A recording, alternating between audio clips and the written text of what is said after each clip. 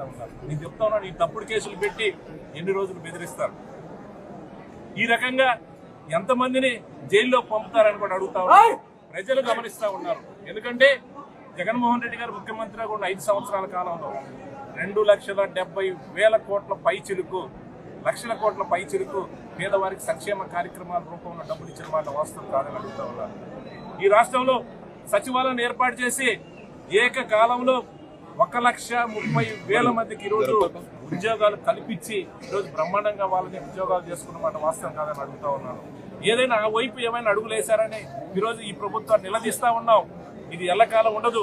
నేను చెప్తా ఉన్నాను, ఈ కూటమి ప్రభుత్వంలో ఉండే నాయకులకు కానీ, ముఖ్యంగా తెలుగుదేశం నాయకులకు కానీ ఈరోజు పోలీసులను అడ్డం పెట్టుకొని మాకేం కాదు, మేమేం చేసినా కూడా చెల్లుబాటు అవుతుంది అనే క్రమంలో ఈరోజు దాడులు చేస్తా ఉన్నారు, అక్రమంగా కేసులు పెడతా ఉన్నారు. నేను ఒకటే చెప్తా ఉన్నాను, అన్నీ కూడా ఎవరైతే గీత దాటి అన్యాయంగా మా యొక్క కార్యకర్తలు వేధించారో, మా కార్యకర్తల మీద తప్పుడు కేసులు పెట్టారో ఒక్కటికి 10 ఇంతలు అనుభవిస్తారు. ఖచ్చితంగా ఎవరిని కూడా వదిలిపెట్టే ప్రశ్న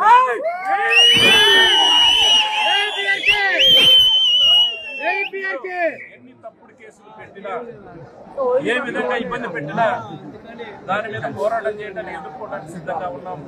ఖచ్చితంగా ప్రతి కార్యకర్తను కూడా కాపాడుకుంటాం. మా నాయకులకి, కార్యకర్తలకి ఈ రాష్ట్రంలో, ఈ పల్నాడు జిల్లాలో, ఈ నియోజకవర్గంలో ఎక్కడైనా సరే పేదవారికి, ముఖ్యంగా కార్యకర్తలకు అండగా ఉంటాం. ఖచ్చితంగా చెప్తా ఉన్నాను, అనవసరంగా అన్యాయంగా ఈ రోజు దౌర్జన్యాలు చేసి పోలీసులు అడ్డం పెట్టుకుని తప్పుడు కేసులు పెడతా ఉన్నారు.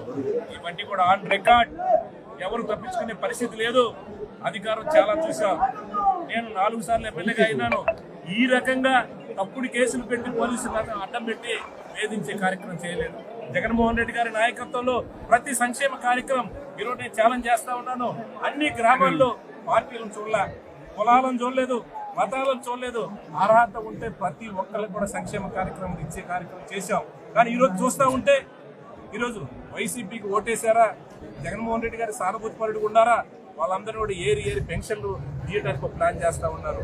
ఒక్క సంక్షేమ కార్యక్రమం కూడా అమలు చేయకుండా ఈరోజు ఎవరైనా సరే సంక్షేమ కార్యక్రమాలు ఇవ్వండి, మీరు ఇచ్చిన హామీలు, మీరు ఇచ్చిన సూపర్ 6 అమలు చేయండి అని సోషల్ మీడియాలో ఒక చిన్న పోస్ట్ పెడితే ఈరోజు వెంటాడి వేధించి కేసులు పెడతా ఉన్నారు. ఇది మంచి పద్ధతి కాదని కూడా ఈ కూటమి నాయకులు నేను కోరుతా ఉన్నాను. నిజాయితీగా చేయండి. నిజంగానే మమ్మల్ని మేము ఇచ్చాం 2,70,000 కోట్ల పైచిలకు సంక్షేమ కార్యక్రమాలు ఇచ్చాం. 1,30,000 మంది ఒకేసారి సచివాలయ ఉద్యోగాలు ఇచ్చాం. మేము 5 సంవత్సరాల కాలం 34,000 మందికి ఉద్యోగాలు కల్పించాం. ఇంకా ఎక్కువ కావాలని కూడా ప్రజలు ఆశపడి ఉంటారు, ఆశతో ఉంటారు. మిమ్మల్ని నమ్మారు, మీకు అధికారం ఇచ్చారు. కానీ ఈ రకంగా తప్పుడు కేసులు పెట్టి బెదిరించే కార్యక్రమం చేయాలి. ఇంతకన్నా మిన్నగా చేయాలి, హర్షిస్తాం. ఇంతకన్నా మిన్నగా కూడా మీరు ఖచ్చితంగా కూడా ప్రజలకు ఉద్యోగాలు ఇవ్వండి, సంక్షేమ కార్యక్రమాలు ఇవ్వండి, మాకన్నా ఎక్కువ చేయండి, హర్షిస్తాం. కానీ అడగకూడదు, గొంతునొక్కే కార్యక్రమంతో ఈరోజు తప్పుడు కేసులు పెట్టి దౌర్జన్యం చేసే కార్యక్రమం చేయడం ఇది పద్ధతి కాదు. ఎందుకంటే నేను 30 సంవత్సరాల నుంచి పల్నాడులో రాజకీయం చూస్తా ఉన్నాను. నేను 4 సార్లు ఎమ్మెల్యేగా అయినాను. ఇలాంటి బెదిరింపులు చాలా చూసాము. వీళ్ళు కేసులు పెట్టినా, ఇబ్బంది పెట్టినా తాత్కాలికంగానే చేస్తూ ఉంటారు. ఎందుకంటే గతంలో కూడా మేము అధికారంలో ఉన్నాం, కానీ ఈ రకంగా ఎప్పుడు కూడా వన్ సైడ్ గా కూడా వేధించే కార్యక్రమం చేయలే, ఆస్తులు లాక్కునే కార్యక్రమం చేయలేదు. నిజాయితీగా చేశాం. ఎక్కడ కూడా ఏ గ్రామంలో, ఏ తండాలో, ఏ వార్డులో కూడా ఏ ఒక్క సంక్షేమ కార్యక్రమం విషయంలో పేదవాడికి అన్యాయం చేసే కార్యక్రమం ఎప్పుడు చేయలే. ఈరోజు అన్నింటిలో కూడా ఏదో వంక పెట్టేసి ఈరోజు సంక్షేమ కార్యక్రమం ఎత్తేసే కార్యక్రమం చేస్తా ఉన్నాం. ఖచ్చితంగా రాబోయే రోజుల్లో ప్రజల పక్షాన పోరాడతాం. వాళ్ళు ఇచ్చిన హామీలు ఏదైతే ఉన్నాయో సంక్షేమ కార్యక్రమం 100% ఇచ్చే కార్యక్రమంలో ప్రజల పక్షాన అన్ని విధాలా కూడా మేము పోరాటాలు చేస్తామని కూడా ఈ సందర్భంగా తెలియజేస్తా ఉన్నాను. నేను చెప్తాను, మాచర్ల నియోజకవర్గంలో ఉండే పార్టీ నాయకులకు, కార్యకర్తలు అందరినీ కూడా ధైర్యంగా ఉండండి. ఏదైనా సరే మనల్ని ఇబ్బంది పెట్టిన వాళ్ళు ఎక్కడికి పోరు. ఖచ్చితంగా ఈ పోలీసులను అడ్డం పెట్టుకొని ఏదైతే మనల్ని ఇబ్బంది పెడతా ఉన్నారో ఆ రోజు వస్తుంది. ఎవరైనా సరే తగిన మూల్యం చెల్లించుకోవాల్సింది లేదు. మనం సమన్వయంతో ఉందాం. ఎక్కడ కూడా మనం అన్యాయం చేయలేదు. కాకపోతే లోపల ప్రచారం చేసి, తప్పుడు ప్రచారం చేసి ఏదో జరిగిపోతుందని వాళ్ళ అవసరాల కోసం అందించే కార్యక్రమం చేస్తా ఉన్నాను.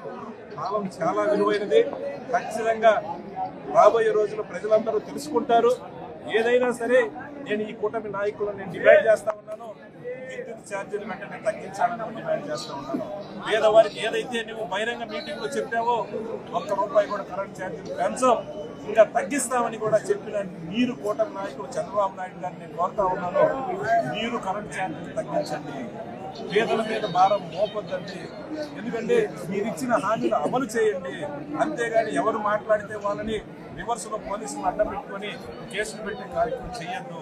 ఎందుకంటే ఇంకా రాజకీయం చాలా ఉంది. ఈ అధికారం శాశ్వతం కాదు. ఎందుకంటే నేను గతంలో తెలుగుదేశం ప్రభుత్వం అధికారం ఉన్నప్పుడు చూసాం, కానీ ఇంత దౌర్జన్యంగా కూడా ఎక్కడ లేని పరిస్థితి.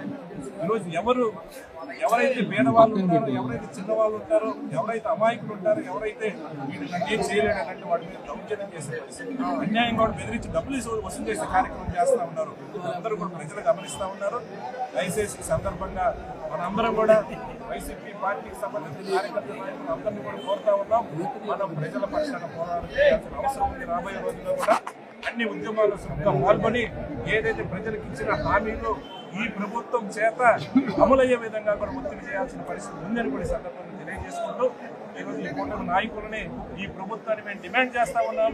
దయచేసి ఏదైతే మీరేదో తప్పుడు లెక్కలతోటి మీకున్న మీడియాతోటి ప్రజలను మభ్యపెట్టే కార్యక్రమం దయచేసి చేయొద్దండి.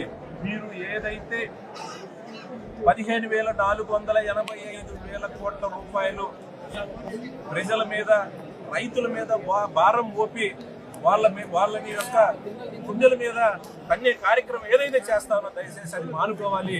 మీరు అన్నమాట ప్రకారం ఏదైతే కరెంటు ఛార్జీలు తగ్గించాలని కూడా చేస్తాం. ఎందుకంటే ఆ రోజు తెలియదా, లేస్తే జగన్మోహన్ రెడ్డి గారు ఏదో చేశారు అందువల్ల మేము పెంచుతున్నామని స్టేట్మెంట్ ఇస్తా ఉన్నారు. దయచేసి ఎలక్షన్స్ ముందు మీకు తెలియదా? అనుభవం ఉన్న నాయకుడు నేను ఈ రాష్ట్రానికి 14 సంవత్సరాలు ముఖ్యమంత్రిగా చేసుకున్న చంద్రబాబు నాయుడు తెలియదని అడుగుతా ఉన్నాను. అన్నీ తెలుసు. ప్రజలు మోసం చేయొద్దండి. దయచేసి ఏదైతే విద్యుత్ ఛార్జీలో మీరు పెంచిన ఏదో ఇమీడియట్ గా తగ్గించాలి. మీరు అన్నమాట నిలబెట్టుకోవాలని కూడా ఈ సందర్భంగా వైఎస్ఆర్ పార్టీ తరఫున డిమాండ్ చేస్తాం.